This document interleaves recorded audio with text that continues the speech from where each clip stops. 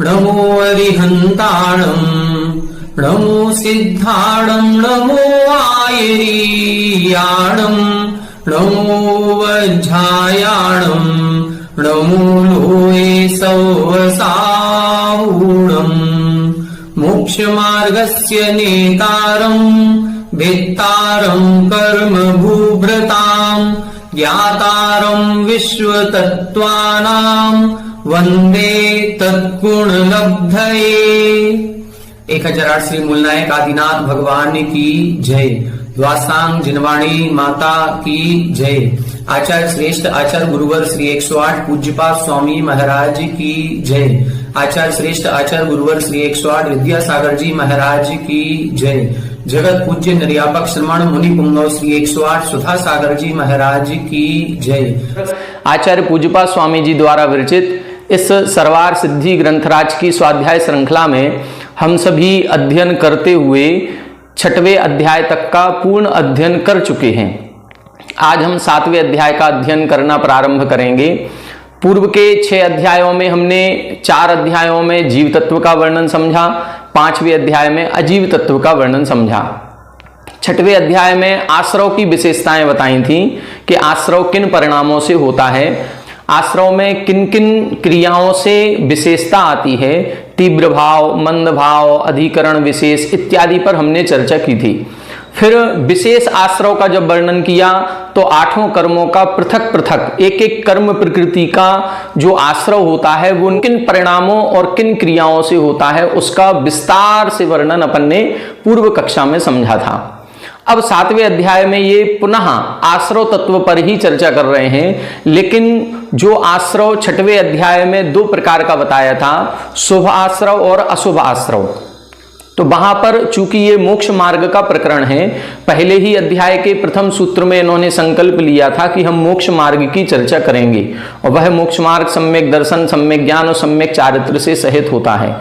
तो अब चूंकि मोक्ष की ओर हमें बढ़ना है तो हमें पहले अशुभ क्रियाओं को छोड़ना होगा और शुभ क्रियाओं को प्राप्त करना होगा। शुभ क्रियाओं को प्राप्त करने के लिए कुछ नहीं करना है, शुभ क्रियाएं अपने आप आ जाती हैं जब हम अशुभ को छोड़ते हैं। तो यहां पर अब शुभ क्रियाओं का वर्णन करेंगे, उन शुभ क्रियाओं से ही शुभ आश्रव हुआ करता है। तो इस 7वें अध्याय में संपूर्ण व्रत, चारित्र, संयम आदि का वर्णन किया जाएगा। 8वें अध्याय में फिर हम संवर और निर्जरा की बात करेंगे, वहां पर हम अशुभ की भी निर्जरा करेंगे और जो शुभ कर्म का हम बंध कर रहे हैं उसकी निर्जरा स्वयमेव होती है, ये हम होते हुए देखेंगे। तो आज 7वें अध्याय में हम शुभ आश्रव की ओर अपना कदम आगे बढ़ाएंगे कि शुभ प्रकृतियों का आश्रव कैसे होता है। प्रारंभिक अवस्था में तरीका भी यही है कि पहले हम अशुभ को छोड़ें फिर शुभ की ओर बढ़ें, और जब हम शुभ को अंगीकार पूर्ण रूप से कर लेंगे फिर हम शुद्ध की ओर बढ़ेंगे। जो उपयोग 3 प्रकार का होता है, अशुभोपयोग, शुभोपयोग और शुद्धोपयोग। तो पहले अशुभ क्रियाओं को छोड़ें, अशुभ हमारा जो मन वचन काय हो रहा है उसको छोड़ने का प्रयास करें, शुभ की ओर आएं, और जब हम शुभ में आ जाएंगे अशुभ हमारा संपूर्ण रूप से छूट जाएगा, फिर हम अपनी आत्मा में लीन होने का प्रयास करें और शुद्ध आत्म तत्व की प्राप्ति करने का उपाय करें। आइए प्रारंभ करेंगे 7वें अध्याय को। अथ सप्तमोध्यायः, उत्थानिका 663 और पेज नंबर 264, सूत्र नंबर 1। आश्रव पदार्थो व्याख्यातः, यहां बता रहे हैं आश्रव पदार्थ का व्याख्यान हम कर चुके हैं 6वें अध्याय में। तत् प्रारंभ काले एव उक्तम शुभः पुण्यस्य, उसके प्रारंभ काल में ही इन्होंने कहा था शुभः पुण्यस्य शुभः पापस्य। तो इस सूत्र में उन्होंने शुभः पुण्यस्य ये जो सूत्र लिखा था, इति तत् सामान्येन उक्तम, ये वहां पर उन्होंने सामान्य से वर्णन किया था कि शुभ योग से शुभ कर्मों का आश्रय होता है, अशुभ योग से अशुभ कर्मों का आश्रय होता है। अब यहां विस्तार से विशेष वर्णन किया जाएगा। तत् विशेष प्रतिपत्त्यर्थम, उस पुण्य क्रियाओं का या उस शुभ आश्रय का विशेष व्याख्यान करने के लिए कहा पुनः शुभ इति उक्ते इदम उच्यते। अब यहां प्रश्न कर रहे हैं कि उन क्रियाओं में शुभ योग जो बताया था वो शुभ क्या है। ऐसा प्रश्न होने पर अब इधर बता रहे हैं कि वो शुभ क्रियाएं कौन सी कहलाती हैं या शुभ योग क्या कहलाता है। वहां पर उन्होंने सामान्य कथन किया था शुभ मन योग क्या है, शुभ वचन योग क्या है, शुभ काय योग क्या है, अशुभ मनोयोग, अशुभ वचन योग, अशुभ काय योग, इन छहों की परिभाषा उधर उन्होंने बताई थी। अपशब्द आदि बोलना, गाली गलौच करना, ये असभ्य भाषण, ये उन्होंने अशुभ वचन योग में लिया था। किसी के वध का, किसी की हार जीत का चिंतन करना, ये अशुभ मनोयोग में लिया था। और हिंसात्मक क्रियाओं में प्रवृत्त होना, ये अशुभ काय योग में लिया था। और इसके विपरीत उन्होंने बताया था कि समस्त क्रियाएं शुभ रूप होती हैं। तो अब यहां पर उन शुभ योग का विस्तार से वर्णन किया जाएगा। सूत्र नंबर 1 देखें। हिंसा नृतस्तेया ब्रह्म परिग्रहेभ्यो विरतिर्व्रतम। हिंसा नृतस्तेया ब्रह्म परिग्रहेभ्यो विरतिर्व्रतम। यहां बता रहे हैं हिंसा, अनृत, स्तेय, अब्रह्म, परिग्रहेभ्यो विरति ही व्रतम। व्रत की परिभाषा बता रहे हैं। व्रत किसे कहते हैं? तो ये जो 5 शब्द लिखे हैं ये 5 पाप कहलाते हैं। हिंसा, अनृत का मतलब होता है झूठ, स्तेय का मतलब चोरी, अब्रह्म का मतलब कुशील और परिग्रह। इन 5 पापों से विरति ही अर्थात विरक्त होना, इन 5 पापों से दूर होना, इन 5 पापों से निवृत्ति होना ही व्रत कहलाता है। व्रतों को ग्रहण नहीं किया जाता है। हम कई बार ऐसे शब्द बोलते हैं हमने 5 अणुव्रत ले लिए, हमने 5 महाव्रत ले लिए। नहीं, व्रत लेने की चीज है ही नहीं। व्रत लिए नहीं जाते हैं, 5 पापों का त्याग किया जाता है। ये कहना चाहिए कि हमने 5 पापों का स्थूल रूप से त्याग कर दिया, हमने 5 पापों का सूक्ष्म रूप से त्याग कर दिया। जब हम ये सेंटेंस बोलेंगे हमने 5 पापों का स्थूल रूप से त्याग किया है, तो कुछ ना कुछ हमारे आत्म विशुद्धि होगी, कुछ ना कुछ हमारी क्रियाओं में सुधार होगा। जब 5 पाप छोड़ेंगे तो हमारी जो क्रियाओं में सुधार हुआ उसी को हम व्रत कहते हैं। हम लोग उल्टा बोलते हैं। जैसे हम कभी माताएं बहनें चावल या दाल या कोई चीज को साफ करती हैं तो हम लोग क्या कहते हैं? कहते ये हैं कि हम चावल बीन रहे हैं, जबकि चावल नहीं बीन रहे हैं, चावलों में कंकड़ को बीन रहे हैं। बीन रहे हैं कंकड़ को, कंकड़ को अलग करते ही चावल अपने आप साफ हो जाएगा। चावल को साफ नहीं करना है, कंकड़ों को अलग करते ही चावल साफ हो जाएगा। हमें कमरे को साफ करना है तो कमरे को साफ करने के लिए क्या करना है? कमरे के अंदर जो कचरा पड़ा हुआ है उस कचड़े को हम बाहर फेंक देंगे, कमरा अपने आप साफ हो जाएगा। कमरे को साफ करने की जरूरत नहीं है, कचड़े को बाहर फेंकने की जरूरत है। कपड़े को हम साफ कर रहे हैं तो कपड़े को धोने के लिए कपड़े को साफ करने की जरूरत नहीं है, कपड़े के अंदर जो मैल लगा हुआ है उस मैल को दूर करने की जरूरत है। टीवी पर भी आप इतने सारे ऐड देखते होंगे, उन ऐड में चाहे वो सर्फ की कोई ऐड कर रहे हो या साबुन की कर रहे हो, किसी भी चीज की कर रहे हो, वहां पर भी वो उसकी जो क्वालिटी बताते हैं वो यही बताते हैं कि ये मैल को कितनी तेजी से एब्जॉर्ब करता है, खींचता है। तो मैल को जो जितने जल्दी से खींचेगा कपड़ा उतनी जल्दी साफ होगा। कपड़ा साफ करने का कोई भी प्रोडक्ट नहीं होता, मैल को दूर करने के प्रोडक्ट होते हैं। इसी तरह से हमें अपनी आत्मा की सफाई करनी है तो आत्मा को साफ करने का कोई प्रयास करना ही नहीं है, आत्मा तो अपने आप साफ हो जाएगी। कब हो जाएगी? जब हमारे आत्मा की गंदगी निकल जाएगी। तो जो मेहनत होनी है वो गंदगी को निकालने के लिए होनी है। स्टोपदेशन में आपने पढ़ा होगा प्रथम श्लोक, यस्य स्वयं स्वभावाप्ति रभावे कृष्ण कर्मणः। वहां लिखा है जिसको अपने स्वभाव की प्राप्ति स्वयं अपने आप ही हो गई है। तो स्वभाव की प्राप्ति अपने आप कैसे हो जाती है? अपने आप होने का मतलब ही ये है कि वहां पर जो 8 कर्म लगे हुए थे, उन 8 कर्मों के कारण से गंदगी थी और उन 8 कर्मों का अभाव हुआ तो अपने आप हमारा स्वभाव जो था वो शुद्ध हो गया और हमें वो शुद्ध स्वरूप की प्राप्ति हो गई। तो यहां पर भी 5 पापों से विरक्त होना ही व्रत है। व्रत कोई चीज नहीं है अलग से। इन 5 पापों को हम ग्रहण किए हुए हैं इसलिए अवृत्ति है। इन 5 पापों को हम छोड़ देंगे तो हम वृत्ति कहलाने लगेंगे। मूल केवल 5 पापों का सद्भाव और 5 पापों का अभाव है। तो 5 पापों के अभाव में विरत हो जाते हैं। ठीक है, अब देखें 664 नंबर। प्रमत्त योगात प्राण व्यपरोपणम हिंसा इति एवं आदि भी सूत्र ही हिंसादयो निर्देक्ष्यन्ते। यहां बता रहे हैं, एक सूत्र इन्होंने लिखा है और इस सूत्र को आदि करके हिंसादयो निर्देक्ष्यन्ते, हिंसा, झूठ, चोरी, कुशील, परिग्रह आदि 5 पापों का वर्णन हम करेंगे।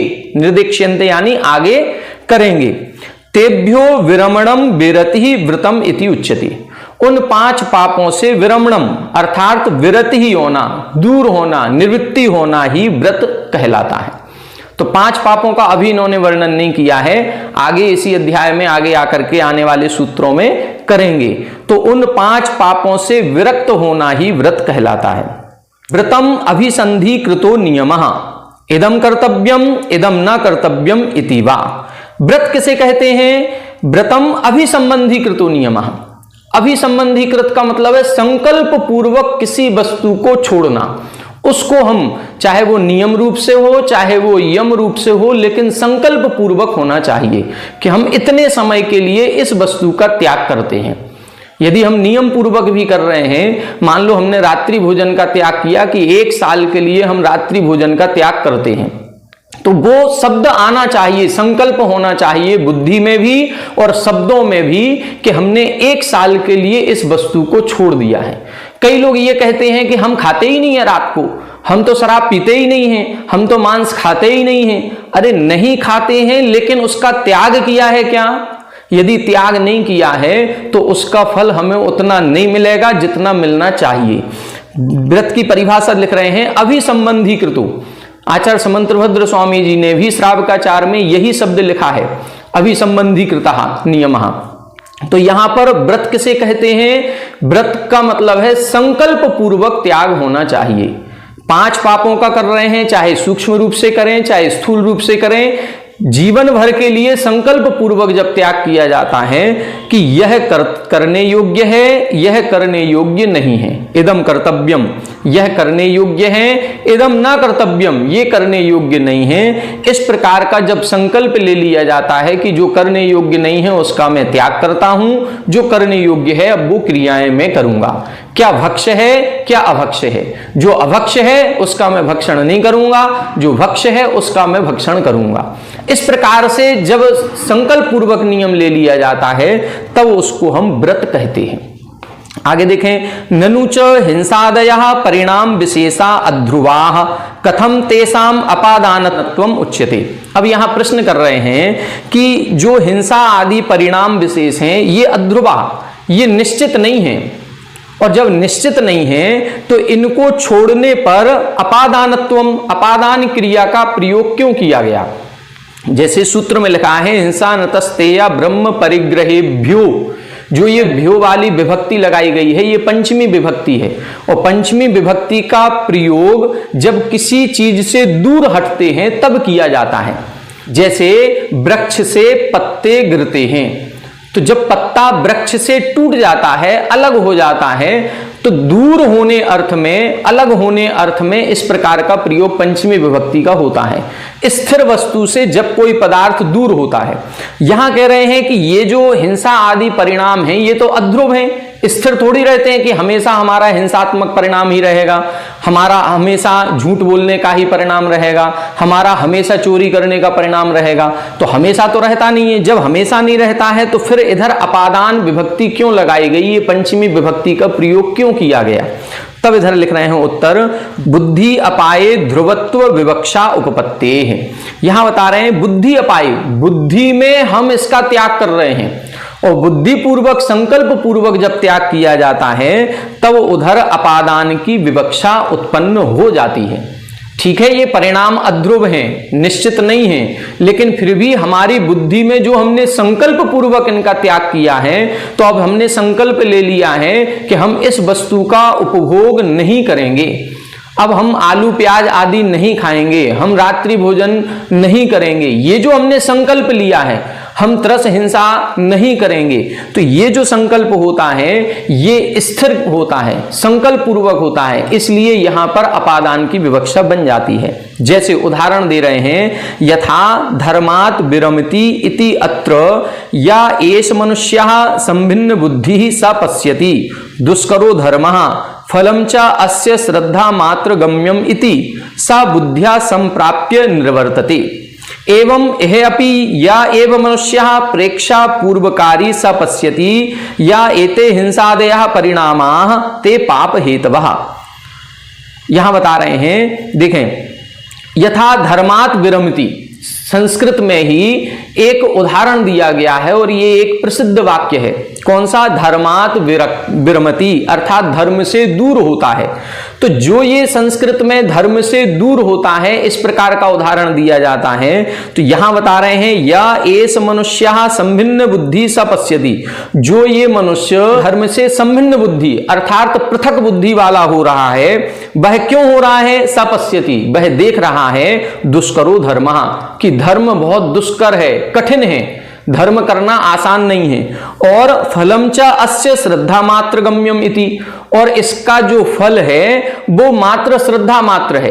अब हम किसी से कहें कि 5 महाव्रतों को ग्रहण करो, इससे मोक्ष मिलेगा, तो अब मोक्ष किसी ने देखा नहीं है, मोक्ष की तो केवल श्रद्धा ही करना पड़ेगी, विश्वास करना पड़ेगा। लेकिन जो महाव्रतों का पालन है वो हम देख रहे हैं कि महाव्रतों का पालन करना बहुत कठिन है। तो ये जो इसकी धर्म की क्रियाएं हैं ये बहुत कठिन हैं, और इसका जो फल प्राप्त होगा वो फल हमें साक्षात नजर नहीं आ रहा है, वो तो श्रद्धा मात्र है। तो ऐसे व्यक्ति जो उस क्रिया को तो कठिन मान रहे हैं और फल को केवल श्रद्धा का विषय मान रहे हैं, वो धर्म से दूर हो जाते हैं कि हमें नहीं करना है ऐसा धर्म। किसने देखा? अपन लोग क्या करते हैं, प्रवचनों में या उपदेश में हमेशा ये बताया जाता है कि ज्यादा भोगों को भोगोगे तो नरक में जाओगे, अथवा ऐसा कहा जाता है कि यहां पर भोगों का त्याग करोगे तो देवलोक मिलेगा, वहां पर भोग ही भोग मिलेंगे। यहां पर स्त्री मात्र से विरक्त होगे, यहां पर अपनी पत्नी से भी भोगों का त्याग करोगे तो वहां देवलोक में जाओगे तो सुंदर सुंदर अप्सराएं और देवियां मिलेंगी सैकड़ों की संख्या में। तो हम यहां क्या बोल रहे हैं? यहां पर तो विरक्ति की बात कर रहे हैं और वहां प्राप्ति की बात कर रहे हैं। कहां पर प्राप्ति की बात कर रहे हैं? जो चीज हमने देखी ही नहीं, जो हमें पता ही नहीं कि भविष्य में देव स्वर्गलोक होता भी है कि नहीं, नरक होता है कि नहीं, लेकिन वो हमें विषय भोग मिले हैं, उनको छोड़ने की बात कर रहे हैं। तो जो अज्ञानी पुरुष होते हैं, जिनको धर्म पर श्रद्धा नहीं होती है, धर्म के फल पर श्रद्धा नहीं होती है, वो लोग धर्म को कठिन मानते हैं और धर्म से विरक्त हो जाते हैं। क्या सोच करके? कि दुष्करो धर्मः, धर्म दुष्कर है और इसका फल कैसा है? श्रद्धा मात्रम, कि श्रद्धा मात्र करो कि ऐसा फल मिलेगा। ऐसा सब बुद्धिया संप्राप्य निर्वृत्यति, तो वह भी बुद्धि से प्राप्त होकर के उस धर्म से दूर हो रहा है। जब आपने एक सूत्र लिख दिया धर्मात् विरमति, मतलब धर्म से दूर हो रहा है, इस वाक्य को तो आप सही मान रहे हो। क्यों मान रहे हो? क्योंकि आप कह रहे हो कि वह धर्म से श्रद्धा पूर्वक, धर्म से संकल्प पूर्वक दूर हो रहा है। जब उधर संकल्प पूर्वक वो बुद्धि पूर्वक दूर हो सकता है, तो यहां पर धर्म के मार्ग में बुद्धि पूर्वक लग भी तो सकता है। जब धर्म के मार्ग से दूर होने में आप पंचमी विभक्ति लगा सकते हो, तो फिर 5 पापों से दूर होने में पंचमी विभक्ति लगाने में क्या आपत्ति है? तब इधर उदाहरण दे रहे हैं, एवं यह अपि, इसी प्रकार से जैसा आपका जो उदाहरण है उसी उदाहरण के अनुसार ही हमने यहां पर पंचमी विभक्ति लगाई है कि एवं यह अपि, यहां पर भी मनुष्य प्रेक्षा पूर्वकारी स पश्यति, वह मनुष्य बहुत अच्छी तरह से देख रहा है। क्या देख रहा है? कि एते हिंसादयः परिणामः ते पाप हेतवः, ये जो हिंसात्मक परिणाम है ये पाप के हेतु हैं। जैसा वह व्यक्ति देख रहा था कि धर्म दुष्कर है और इसका जो फल है वो श्रद्धा मात्र है, इसी प्रकार से ये व्यक्ति भी देख रहा है कि ये हिंसा आदि जितने परिणाम हैं ये पाप के हेतु हैं, और पाप कर्मणि प्रवर्तमानान जनान इह एव राजानुदंडयन्ति परत्र च दुखम आपनुवन्ति इति सा बुद्धिया संप्राप्य निर्वर्तति। वह ये भी देख रहा है कि जो पाप कर्मों में प्रवृत्त होता है ऐसे लोगों को इह एव यहां पर इसी लोक में ही राजानः दंडयन्ति, अर्थात राजा उसको दंडित करता है। हमारे यहां राजा का मतलब प्रधानमंत्री या हमारा कानून या हमारा संविधान, जो हमारा संविधान है वो उसको दंडित करता है। चोरी करना पाप है और जो चोरी करता है उसको हमने देखा है कि जेल में बंद होते हुए पुलिस पकड़ करके ले गई, या कुशील करना पाप है और हमने कई सारे रेप केसेस में ऐसा देखा है कि जिन्होंने रेप किया था उनको फांसी की सजा दे दी गई। तो वो देख रहा है कि ये हिंसात्मक जितनी भी क्रियाएं हैं ये पाप रूप होती हैं, और जो इन पाप क्रियाओं को करता है उसको राजा दंड देता है। वो तो यही दे रहा है परत्र च दुखम आपनुवन्ति, और यह अगले भाव में भी दुखों को प्राप्त होता है। ऐसा वह बुद्धि से प्राप्त होकर के उससे दूर होता है। किससे दूर हो रहा है? अधर्म से, पाप से दूर हो रहा है। इसलिए यहां पर हमने पंचमी विभक्ति लगाई। तो जो शंका की जाती है उस शंका का समाधान आचार्य उसी रूप में दे रहे हैं। जिसने ये व्याकरण से संबंधित शंका की थी तो उसका उत्तर भी व्याकरण के अनुसार ही दिया गया। व्याकरण में ये कहा जाता है कि स्थिर पदार्थ से दूर होने पर पंचमी विभक्ति होती है। तब प्रश्न किया गया था कि ये परिणाम तो अस्थिर हैं, इनमें पंचमी विभक्ति क्यों लगाई? तो उन्होंने व्याकरण का ही उदाहरण दिया कि आपके व्याकरण में ही एक उदाहरण मिलता है धर्मात् विरमति, कि जो धर्म से दूर होता है। तो वहां पर धर्म से दूर हुआ, वहां क्या तर्क दिया जाता है? वहां यही तर्क दिया जाता है कि धर्म दुष्कर है और उसका जो फल है वो श्रद्धा मात्र है। इसलिए ऐसे धर्म को जान करके, दुष्कर जान करके वो धर्म से विरक्त होता है, इसलिए पंचमी विभक्ति बन जाती है। तो वही उदाहरण इधर फिट कर दिया कि जब धर्म से बुद्धि पूर्वक विरक्त होता है तो वहां धर्मात् पंचमी विभक्ति बन गई। तो यहां पर पाप से भी वह बुद्धि पूर्वक विरक्त हो रहा है कि इन 5 पापों को करने से इस लोक में भी दंडित होना पड़ता है और परलोक में भी दुखों की प्राप्ति होती है। इसलिए ऐसा जान करके वह बुद्धि पूर्वक ही विरक्त हो रहा है, इसलिए पंचमी विभक्ति लगाने में कोई दोष नहीं है। ततो बुद्ध्या ध्रुवत्व विवक्षा उपपद्ये अपादानत्वम युक्तम। इसलिए ततो यानी इसलिए बुद्ध्या ध्रुवत्व विवक्षा उपपत्ति, बुद्धि में ध्रुवत्व आ रहा है, बुद्धि में निश्चय हो रहा है, बुद्धि में संकल्प हो रहा है। इस संकल्प की उत्पत्ति के कारण से अपादानत्वम युक्तम, इसलिए अपादान या पंचमी विभक्ति करना सही है। विरति शब्दः प्रत्येकम परिसमाप्यते, हिंसायाः विरति, अनृतात् विरति इति एवं आदि। क्या कह रहे हैं? जो विरति शब्द है ये 5 में लगाना है। हिंसा से विरक्ति, अनृत झूठ से विरक्ति, स्ते चोरी से विरति, अब्रह्म से विरति और परिग्रह से विरति। इन 5 पापों को छोड़ना है। तो एक में नहीं लगाएंगे, विरति शब्द सभी में लगाएंगे। तत्र अहिंसा व्रतम आदौ क्रियते प्रधानत्वात्। अब यहां पर ये जो 5 पापों का वर्णन किया है उन 5 पापों में हिंसा को सबसे पहले लिखा और व्रतों में अहिंसा सबसे पहले लिखा। तो व्रतों में अहिंसा को क्यों लिखा सबसे पहले? इसलिए लिखा क्योंकि प्रधानत्वात्, क्योंकि सबसे प्रधान व्रत जो है वो अहिंसा है और सबसे प्रधान या मुख्य पाप जो है वो हिंसा है। हिंसा पाप ही मुख्य है और हिंसा पाप का हम त्याग कर देंगे तो बाकी 4 पाप तो हमें हिंसा से बचने के लिए त्याग करने पड़ते हैं।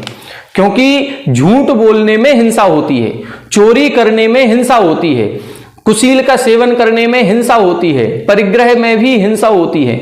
तो ये हिंसा से बचना यदि हमें है तो इन 4 क्रियाओं को भी छोड़ना पड़ेगा। पिछले सालों में आपने पुरुषार्थ सिद्धि उपाय पढ़ा होगा, उसमें भी इसी प्रकार का श्लोक आया था और उसमें उन्होंने लिखा था कि इन 4 क्रियाओं का यदि हम त्याग नहीं करेंगे तो हिंसा से बच ही नहीं सकते।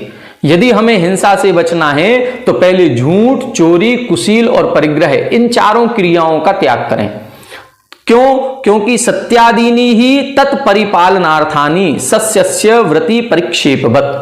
क्योंकि उदाहरण वहां पर भी यही उदाहरण दिया था आचार्य अमृत चंद्र स्वामी जी ने। वहां उन्होंने कहा था जैसे एक फसल होती है और उस फसल की रक्षा के लिए बाड़ी लगाई जाती है, तो यहां पर क्या है, यहां पर ये जो 5 व्रत हैं, इन 5 व्रत में जो अहिंसा व्रत है वो तो फसल के समान है, जो हमारी फसल है, जो अनाज है उसके समान है, जो प्रमुख तत्व है, सार तत्व है, उसके समान तो क्या है, अहिंसा व्रत। और जो बाड़ी लगाई गई है वो बाड़ी किसके समान है, वो अचौर्य व्रत के समान है, सत्य व्रत के समान है, ब्रह्मचर्य व्रत के समान है, अपरिग्रह व्रत के समान है। तो ये जो 4 व्रत और पालन किए जा रहे हैं ये बाड़ी के समान है, क्योंकि हमें अहिंसा की रक्षा करनी है, हमें फसल की रक्षा करनी है। तो फसल की रक्षा करने के लिए हमें ये 4 बाड़ी लगानी ही पड़ेंगी। यदि हम झूठ बोलते रहें और हम सोचें हमारे अहिंसा व्रत की रक्षा हो जाए तो नहीं होगी, क्योंकि झूठ बोलेंगे तो हिंसा होगी ही होगी, चोरी करेंगे तो हिंसा होगी ही होगी। तो इन 4 क्रियाओं के करने पर हिंसा होती ही होती है। इसलिए यदि हमने हिंसा का त्याग करना है तो हमें इन 4 क्रियाओं का भी त्याग करना पड़ेगा। तो अहिंसा मूल धर्म है, मूल व्रत है, और हिंसा मूल पाप है। मुख्य उद्देश्य हमारा हिंसा का त्याग करना है, चोरी का त्याग करना नहीं है, हिंसा का त्याग करना है। अब हिंसा से बचने के लिए हमें झूठ, चोरी, कुशील और परिग्रह का त्याग करना है। सर्वसावध्य निर्वृत्ति लक्षण सामायिक अपेक्षया एकम व्रतम तदेव छेदोपस्थापनापेक्षया पंचविधम यह उच्यते। यहां बता रहे हैं, अब ध्यान से देखें, चारित्र आगे आकर के अपन पढ़ेंगे जब उसमें 5 प्रकार का बताया है, सामायिक चारित्र, छेदोपस्थापना चारित्र, परिहार विशुद्धि चारित्र, सूक्ष्म साम्राज्य चारित्र और यथाख्यात चारित्र। तो वहां 2 प्रकार का चारित्र, एक सामायिक और एक छेदोपस्थापना। दोनों ही चारित्र 6वें गुण स्थान से 9वें गुण स्थान तक होते हैं। इन दोनों चारित्र में अंतर क्या है?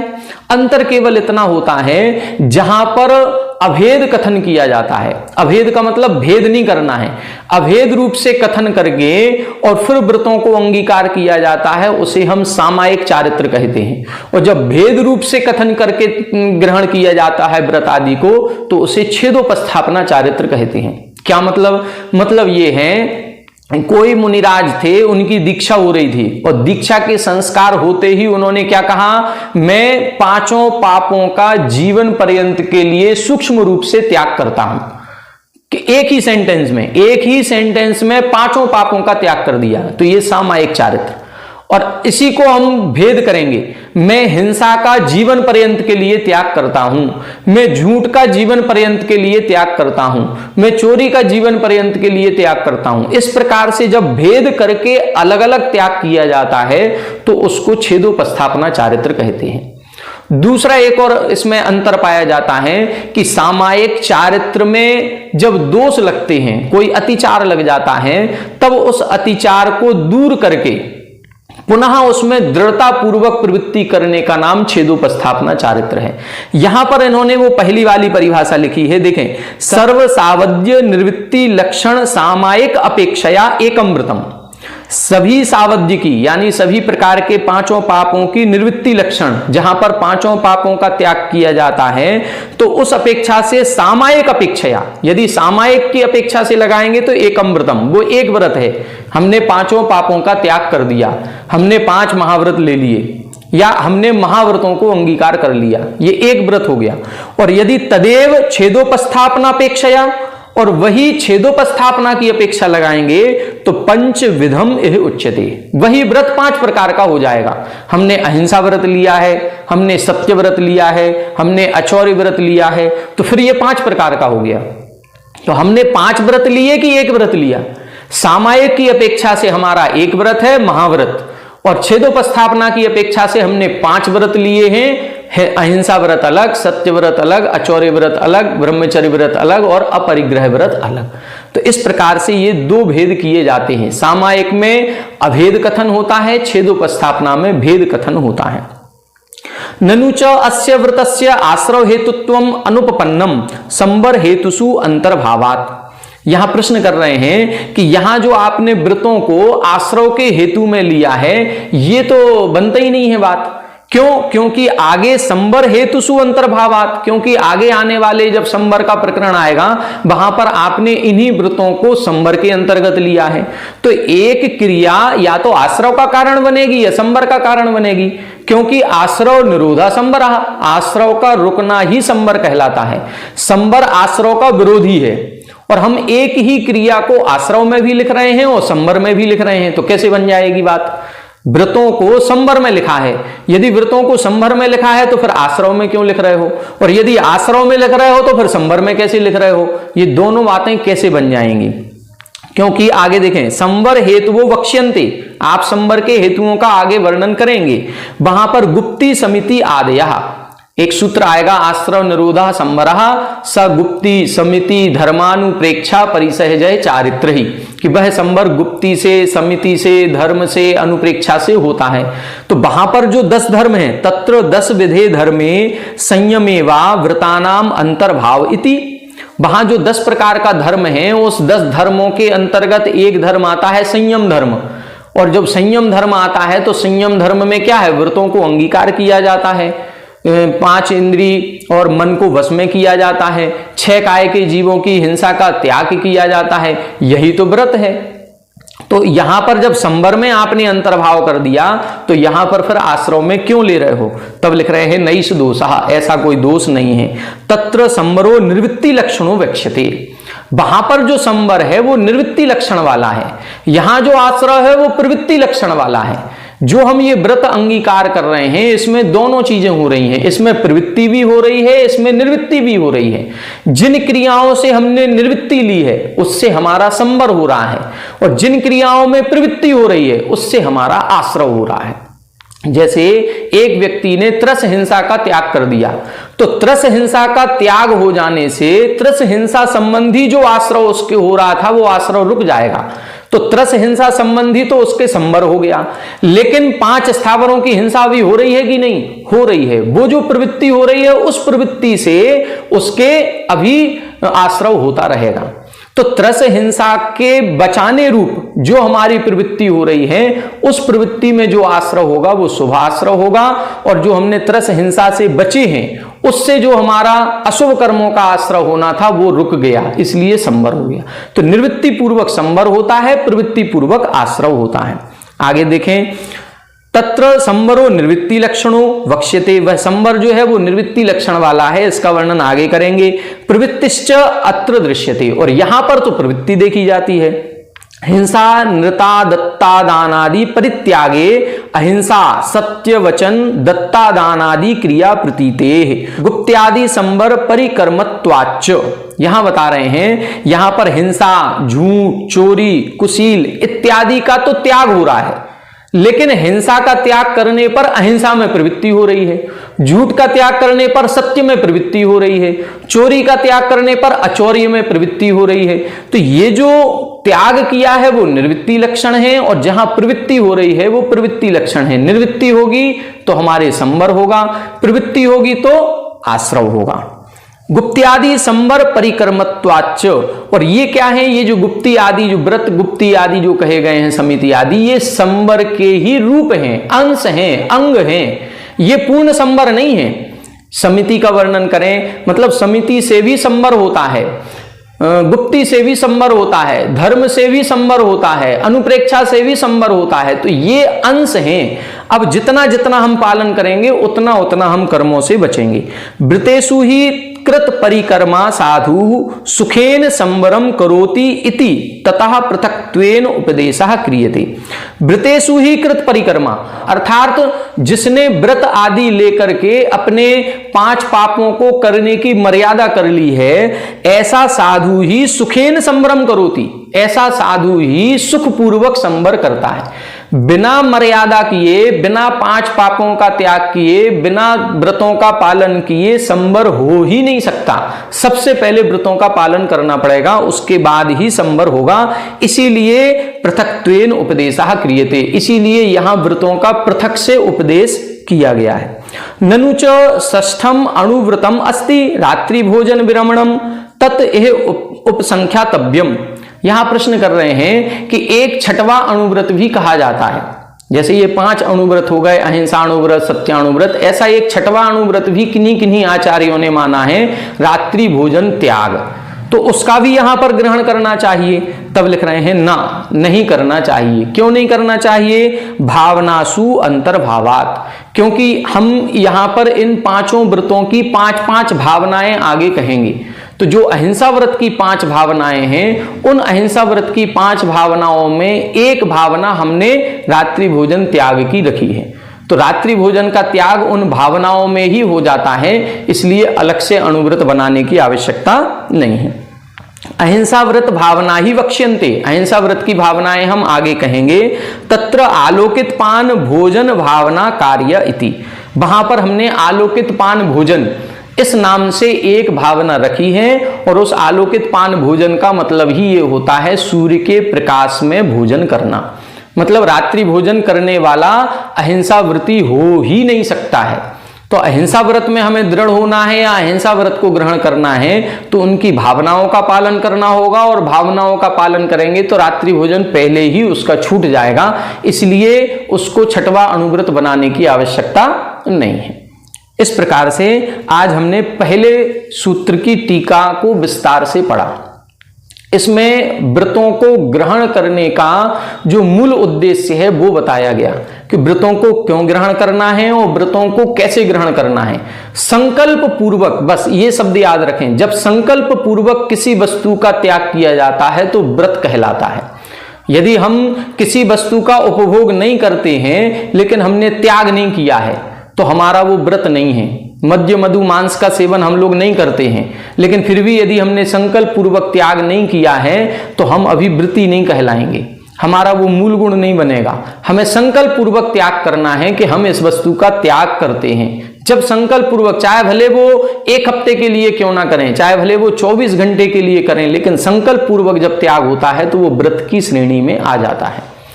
इस प्रकार से आज हमने व्रतों के बारे में समझा। कल की कक्षा में अब अपन व्रतों के भेद पढ़ेंगे और फिर व्रतों की भावनाएं, फिर उन व्रतों के अतिचार इत्यादि प्रकार से यह जो अध्याय है सबसे महत्वपूर्ण अध्याय है। 6वें अध्याय में हमने अपनी क्रियाओं को सुधारा था, ये समझने का प्रयास किया था कि किन क्रियाओं से हमें कर्मों का बंध होता है। अब हमें अशुभ कर्मों से बचना है और शुभ कर्मों का यदि बंध करना है तो व्रतों को अंगीकार करना पड़ेगा। व्रतों को कैसे अंगीकार करना है, व्रती की चर्या कैसी होती है, ये इस अध्याय में बताया जाएगा।